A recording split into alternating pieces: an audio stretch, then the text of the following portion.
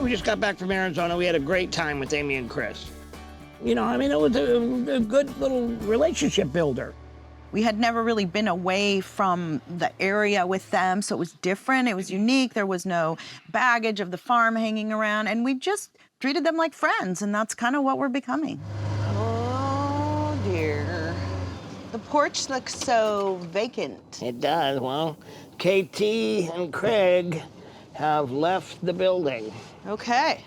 You know, KT, who manages our farm and has been in that big house for, over a year now, is moved out.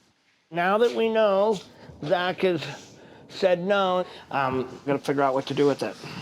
When the farm negotiation kind of fell apart, you know, I sent everybody in the family an email saying that I'm going to put the farm on the market. So if anybody wanted to make a last-ditch interest, now would be the time. There was crickets. Nobody responded to that. No, everybody had moved on.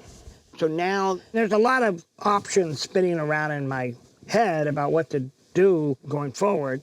But there's one particular way that I could save a lot of money and a lot of time, and that is I could move into the big house and live my years out there. I would say this house screams Matt Roloff 20 years ago.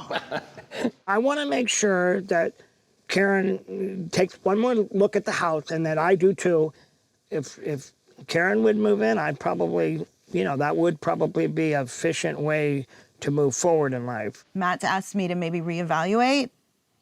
Could we ever have a future in the big house? And I always want to be open to everything that he brings to the table. The textured walls. I mean, it was probably the beautiful, beautiful house at the time. Now it seems really dated. But I'm going to try to have an open mind, and I mean, it might be half open, the window's half open. I would get those bushes out. I think they get in the way of the view. I mean, the view is still killer. When I originally bought this piece of property, I mean, it was just a square box.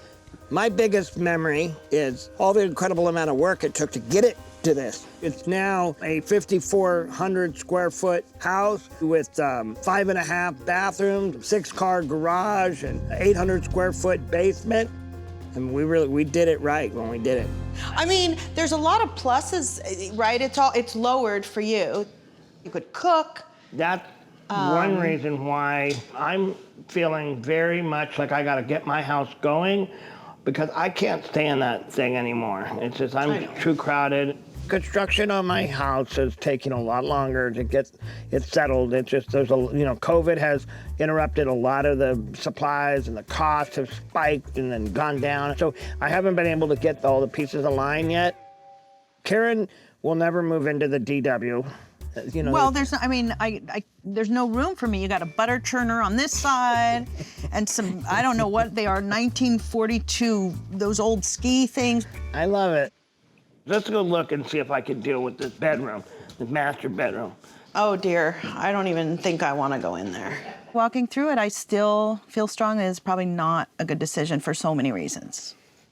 I always want to stay open-minded, but this was you're in Amy's bedroom, and... Well, let me say one thing. I would completely remodel this entire thing. So the wall of the bedroom would be somewhere around here, similar to our Arizona place, you know. I understand Caryn's hesitation with all this. I mean, this house, I raised my family here. It comes with a lot of memories and baggage and emotion. And, you know, to me, there's still a practical side. It's just a house. You know, we could create new memories here. If we were to have Thanksgiving here, you know, the kids would come in and have that baggage of Amy cooking in there, and now I'm trying to, it just feels like it's really just the emotions behind it. I mean, people can get over that stuff, you know, but we don't have to do that. You have options. Right. Having this giant house just doesn't, it almost feels unfair, right? It should go to a family with kids running around like your kids did. Mm-hmm. You know, Jeremy made an offer on the farm. It didn't quite work out, and then Zach came in with the offer on the farm. It didn't quite work out. I don't think either one of them really interested in running a pumpkin patch, you know. Maybe the farm, you know, it can't just go to one kid. You know, maybe that goes outside the family, the big house. Obviously, I mean, selling it outside the family, the 16 acres, it's a big and real option that's got to have some serious consideration. Let's move out of here. This room's got too many memories. Now you're starting to make me... See, wouldn't that be weird? What if you woke up and called me Amy? Like, that would be a little bit weird. Caryn's not going to move into the big house. I don't think it's our long-term plan, so it doesn't really make any sense. No, I don't. You know, I don't want to live in a DW forever. You know, I'm looking right now at accelerating my build plan. So now I really need to redouble my focus on what I'm going to do with the north side of the farm. I know that building is stressful, but it's your dream. It's something you've always wanted. If you put some quality time with me into these plans I have... You need to build it for yourself, and I'll love it. Okay. Can I put texture on the wall? I mean, there's a lot of uncertainty about what's going to happen with the north side of the farm. But, you know, I'm optimistic about all the possibilities. It's the right time for me to simplify my life, downscale, and start, you know, peeling back some of the pieces that require too much work. I'm starting to think that putting the big house on the open market is the best thing to do. I mean, it's a huge decision, and I need to consider what's right for me as well. I'm really, really sad that none of the kids will be living there, but it's time to move on.